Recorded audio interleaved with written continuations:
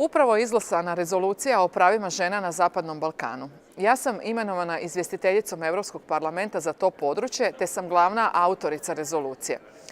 Rezoluciju sam napisala uz pomoć desetaka nevladinih organizacija iz regije i iznimno sam ponosna što je odbor usvojio kvalitetne preporuke i mjere. U rezoluciji se prije svega osvrćem na problem nasilja nad ženama koje je u regiji iznimno često. Nažalost, neki instrumenti koji postoje u praksi ne rade, a žene u ruralnim područjima, osobe s invaliditetom i pripadnice manjina ne znaju da imaju pravo na pomoć.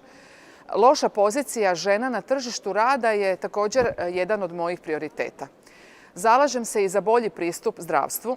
Posebna pažnja se treba obratiti na žene koje su žrtve rata. Žene moraju ravnopravno sudjelovati u političkom i ekonomskom životu te biti za stolom dok se pregovara o članstvu u Europskoj uniji. Veliki problem u regiji su predrasude prema ženama i takozvano tradicionalno shvaćanje rodnih uloga. Obrazovanje je ključ promjene.